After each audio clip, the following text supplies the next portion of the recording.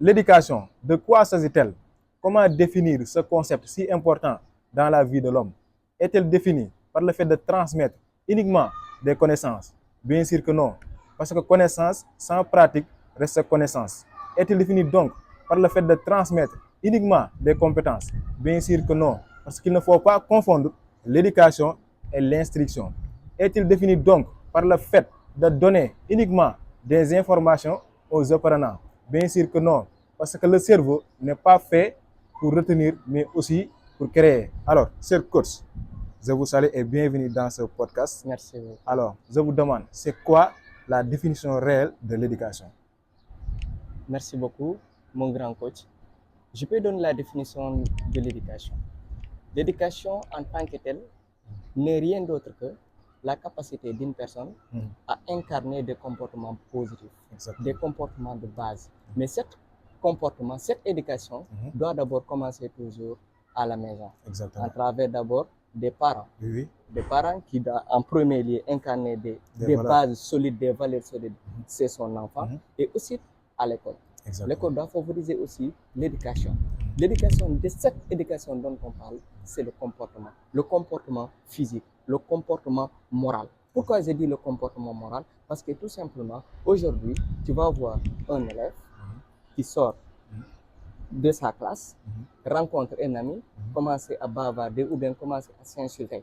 Mais est-ce que ça, c'est de l'éducation? Non, c'est pas de l'éducation. Ou bien un élève qui reste même dans sa classe et commence à insulter son professeur. Est-ce que c'est de l'éducation? Donc l'éducation en tant que telle n'est rien d'autre que l'incarnation des comportements positifs.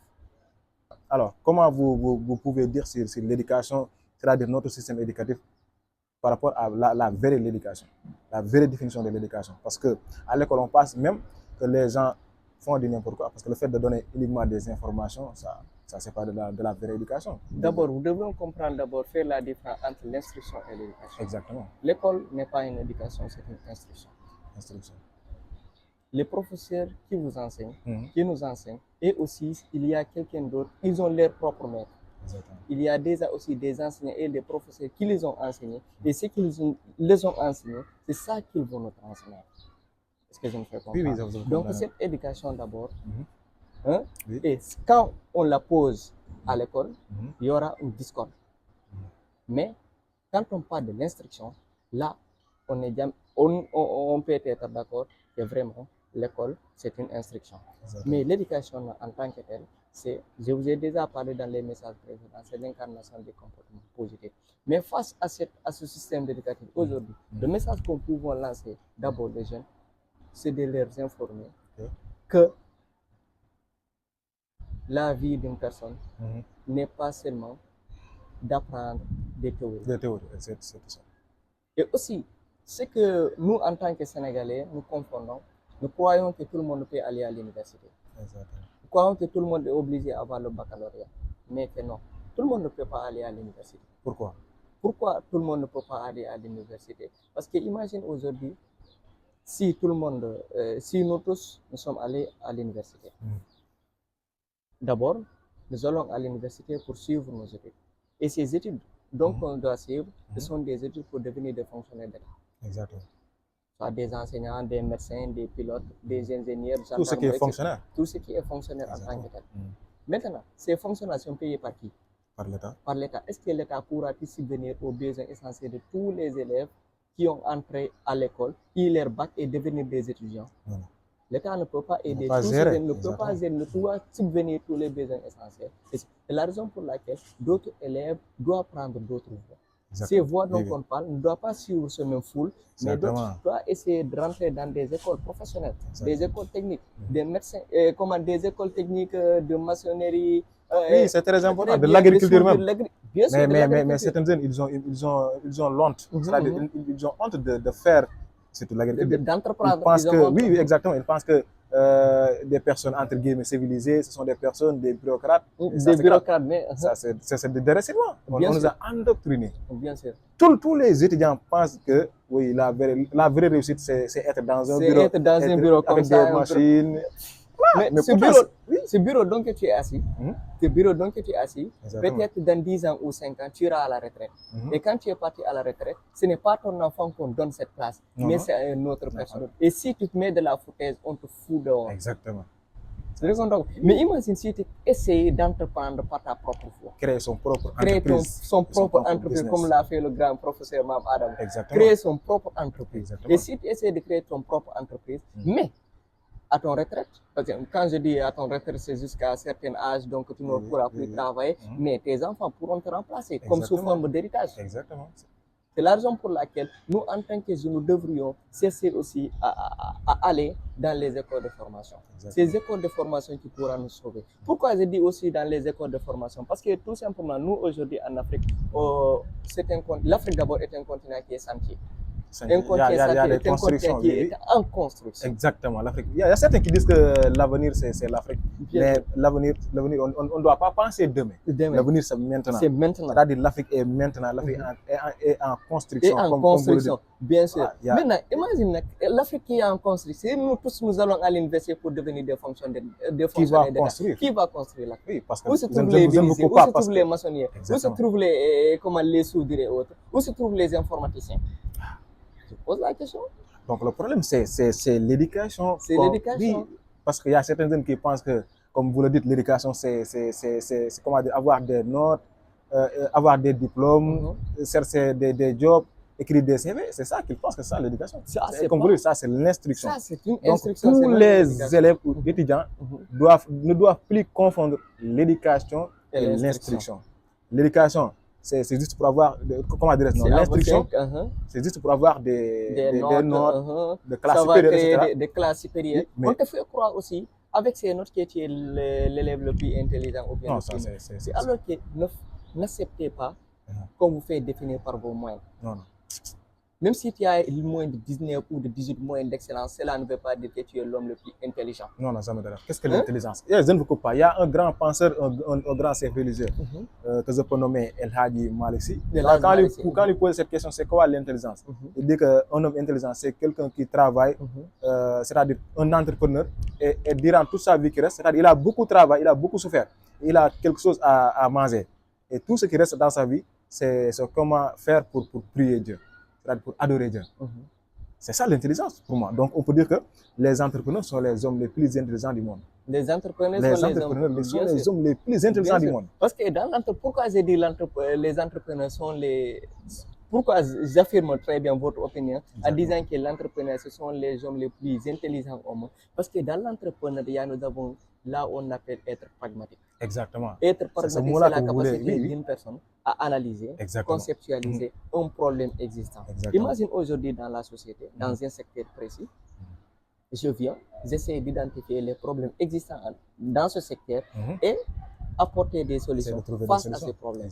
C'est ça un entrepreneur. Oui, c'est ça un entrepreneur. C'est le fait de chercher des problèmes et d'en trouver des solutions. Très bien. Et aussi au niveau des notes, vous avez à l'école, on vous donne des leçons et après vous avez un examen. Mais dans la vie, vous allez d'abord affronter l'examen et avant, après affronter l'examen et enfin d'apprendre la leçon. C'est grand ce que vous dites.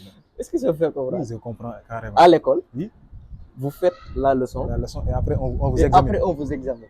Alors que dans la vie, c'est l'examen d'abord et après l'examen, après ton échec, tu vas maintenant apprendre la leçon.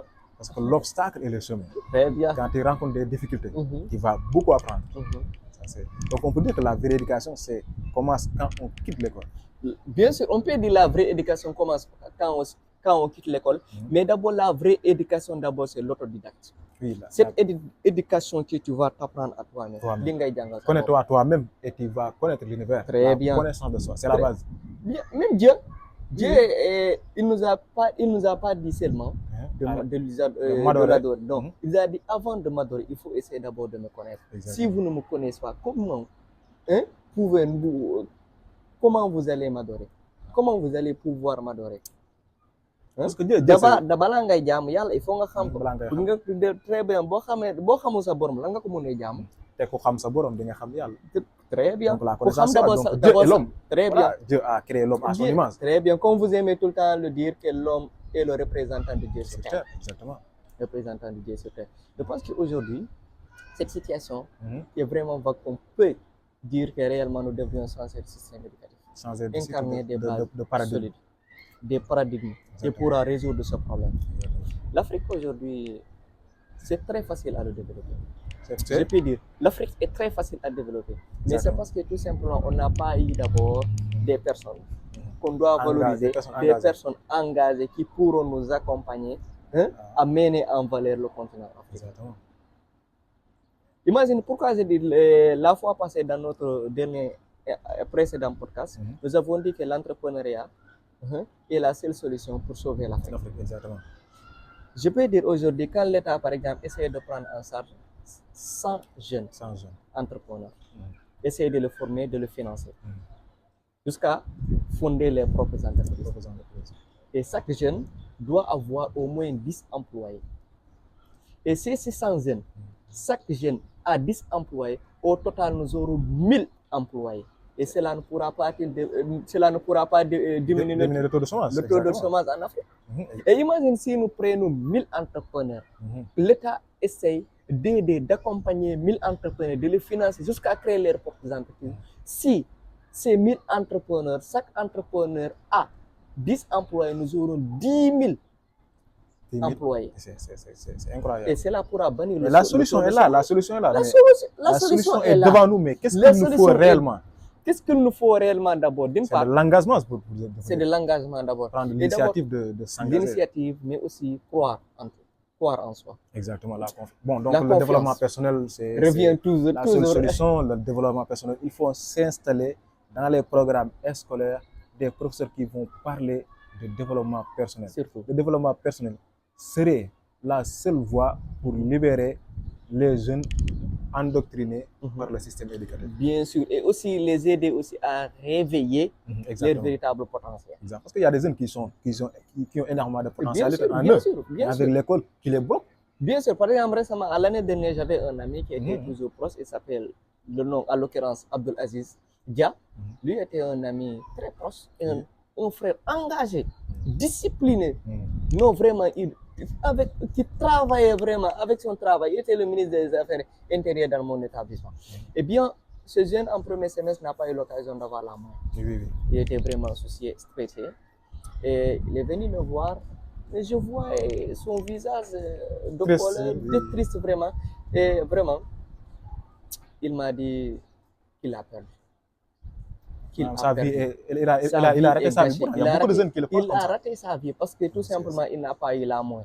Et pourtant, chaque fois quand je regardais ses statuts sur Facebook ou WhatsApp, je voyais qu'il publiait des dessins d'art. Il était excellent dans ce domaine. Je dis, mon frère, tu es en train de détruire ta vie toi-même.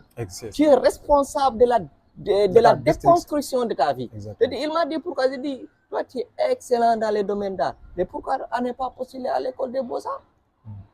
Il m'a dit, oui, bien sûr, il y a d'autres personnes qui l'ont déjà proposé à postuler à l'école des beaux-arts, mais il a juste un peu peur parce qu'il n'a pas l'habitude de sortir, d'abandonner le système comme ça. Je dis, mais si tu n'essaies pas de quitter le système pour te concentrer dans ta vie professionnelle, et qu'est-ce que tu vas faire? Et une fois à l'université, on t'oriente dans des filières qui te conviennent pas. Et après, tu auras pur échec total. Et malheureusement, de telle sorte que je l'ai conseillé, et d'autres frères aussi les ont conseillé, il a pu accepter. Et récemment, il a postulé à l'école des beaux-arts, il était 14e de la République du Sénégal, avec mention, imagine. C'est incroyable. Pourtant, je ne vous coupe pas, mais il y a des milliers de jeunes, comme vous le dites, comme cette situation-là, il y a des milliers de jeunes qui sont comme ça. Qui sont, bien sûr, ils ont déjà un rêve, mais ils n'ont pas quelqu'un de les accompagner. L'orientation. Ils ont peur aussi de céder la foule, de quitter le système. Quand tu cours derrière la foule, tu vas rester derrière la foule. Très bien. Mais des fois, il faut être différent. Il faut oser. Il faut oser. L'audace, on peut dire, l'audace est la clé de la réussite. L'audace aussi. Beaucoup de jeunes ont peur. Bon, cette peur-là, ça commence dans les familles, comme vous le dites, l'éducation, c'est dans les familles également. Leur manière d'éduquer leurs enfants à l'école, il y a des professeurs qui peuvent inciter son élève et dire que toi, tu es un dernier là, tu ne vas pas réussir. Mais cet élève-là, tu as bloqué sa tête. Alors que la réussite, ce n'est pas à l'école. Comme vous l'avez au début de notre podcast, vous l'avez défini. La définition d'une personne, ce n'est pas à l'école. Non. Il y a combien de jeunes qui ont des masters, qui ont des licences, qui ont des doctorats mais n'ont pas de métier jusqu'à présent. Il y a combien de jeunes qui sont en train de déambuler dans la société et dire papa m'a pas aidé, maman m'a pas aidé, la société m'a pas aidé. Mais alors que l'État ne devrait pas les aider, leurs parents ne devraient pas les aider parce que les parents ont déjà fait ce qu'ils peuvent faire. Exactement, le reste c'est vous. Le reste c'est vous. Exactement, oui. Le reste c'est nous maintenant d'incarner certaines valeurs qui nous mènent à la réussite. Exactement. Si l'école te dit que tu ne pourras pas réussir, il faut dire d'accord, mais ne le crois pas. Exactement. Ne le crois pas parce que la réussite ne se trouve pas dans les mains de tes professeurs ou aux mains de tes parents, mais la réussite se trouve dans les mains de Dieu. Exactement. Et aussi de ta volonté, et aussi de ta croyance, et aussi de ta détermination. Parce que si tu es déterminé à atteindre quelque chose, tu pourras le faire. Exactement. Parce que moi, par exemple, si je n'étais pas déterminé à oser sortir, à oser transmettre de la connaissance, à oser m'exprimer, Exactement. d'être un orateur, vraiment, aujourd'hui, je n'allais pas arriver à ce niveau, à ce stade. Exactement. Donc on peut dire que l'école ne donne pas, comment dire, l'école ne vous permet pas de réussir, mais elle vous donne des moyens à exploiter. Bien sûr, Ces elle vous moyens donne sont des le fait de, comment dire, de parler français, c'est un moyen. Bien sûr, Le fait des de moyens de calculer, parler c'est français, un de moyen. lire. Exactement. Tous ces moyens-là, vous devez l'exploiter dans la vraie vie. Vous devez l'exploiter dans la vraie vie, mais il ne faut pas attendre tout de l'État. Attendre, oui, c'est l'État qui va me donner du travail, ils attendent des concours, des formations, quelque chose comme ça. Ce sont des mentalités qu'on doit changer. Bien sûr, bien sûr. Donc la seule solution pour moi, c'est de changer de mentalité. Bien sûr. Tout On est d'abord, au XXIe siècle. conscience. Ça revient à notre institut d'éveil de L'école conscience. qui va Bien sûr. conscientiser bientôt Qui des a millions de jeunes. éduqué, transformé, Exactement. accompagné Exactement. des jeunes à C'est devenir. ce genre d'école qu'on a besoin au XXIe siècle pour que même Cheikh Anta Diop, s'il revenait encore, Bien il sûr. va installer ces Son genre d'école-là. dernier message, c'est de dire que les jeunes, formez-vous. Oui, il n'a pas dit, moi ce qui me dépasse de plus, il n'a pas dit armez-vous de diplôme. Armez-vous de diplôme. Mais les jeunes, Armez-vous peut-être de- arme c'est diplôme, mais il n'a pas dit armez-vous de diplôme. Et même science, la science qu'il dit, il ne dit pas, c'est-à-dire comme les CRS, les gens qui pensent qu'ils sont des sciences, il ne parle pas de cette science-là. Non, mais La science en tant que telle, même le développement personnel, c'est une science. dis-moi un scientifique qui a été toujours premier de sa classe. Dis-moi un scientifique reconnu Non, qui je a ne connais été pas. toujours premier de sa classe Non, je ou ne premier de sa promotion. Albert Einstein, qu'on considère aujourd'hui le plus grand scientifique, n'a jamais été premier de sa promotion. Galilée n'a jamais été premier de sa promotion. Thomas Edison, Thomas- lui, il n'a même pas très fait bien. 3 mois dans l'école. 3 mois à Et l'école, pourtant, là. il a créé quelque chose qui a révolutionné Qui le a monde. de la lampe électrique, c'est lui Oui, qui a c'est- créé c'est la lampe incroyable. électrique. Regarde, aujourd'hui, lui, à 3 mois qu'il a fait à l'école, et on l'a dit qu'il est tellement lent et n'est pas intelligent. Exactement. Hein? Donc, qu'est-ce qu'on peut retenir dans tout ce qu'on a dit? Toi, d'abord, le boss. D'abord, ce qu'on peut retenir d'abord, tout le monde ne peut pas aller d'abord à l'université en Exactement. premier lieu. Quelles sont les personnes qui doivent aller à l'université? Les médecins. Oui. Ceux qui sont passionnés à devenir des Leur médecins, passion, ils sont c'est-à-dire, oui. obligés à aller à l'université. Donc, il faut Mais, suivre. mais d'abord, après nous allons parler des solutions. D'une part, d'abord, tout le monde ne peut pas aller à l'université. Les médecins, ils sont obligés à aller à l'université. Oui. Les ingénieurs, ils sont obligés à aller à Les l'université. juristes En tout également. cas, de manière générale, des fonctionnaires d'État, hein, Oui, ceux oui. qui veulent devenir des fonctionnaires d'État, ils sont obligés à aller à l'université. Exactement. Est-ce que je me fais comprendre? Oui, je comprends. Mais, en tant que si tu as un rêve pour devenir médecin, mais il faut incarner des valeurs fondamentales, des valeurs solides qui pourra t'aider, qui pourra pousser à l'État de t'orienter dans ces facultés de sciences Exactement. médecine. Parce que pour rentrer dans ces facultés de médecine, il oblige la mention. Oui, oui, c'est La vrai. mention doit être indispensable. Si tu n'as pas la mention bien ou très bien, tu ne seras pas orienté dans les filières dont tu souhaites. Exactement. Là aussi, c'est obligatoire. Mais pour ces donc réellement des personnes qui n'ont pas de rêve pour devenir des fonctionnaires d'État, je vous conseille à quitter le système. Oui. Non pas de quitter le système seulement pour quitter, mais quitter le système avec un objectif bien défini. Exactement. Il faut savoir ce Soit que tu veux réellement. Très bien. Soit réellement, commencez d'abord par entreprendre. Oui, oui. Vous voulez devenir un entrepreneur, vous voulez lancer votre propre réseau, vous voulez se lancer dans les réseaux sociaux. En tout cas, de telle sorte que si vous voulez devenir un entrepreneur, là, le système ne pourra jamais vous enseigner c'est quoi l'entrepreneuriat. Parce que le système veut créer tout simplement des fonctionnaires. Il Des- ne veut pas créer des gens libres. Très bien, des gens libres. Et imagine-toi qui n'a même pas de rêve, on t'oriente dans les universités ou bien dans des facultés dont tu ne souhaites pas. Imagine-toi qui veut être médecin.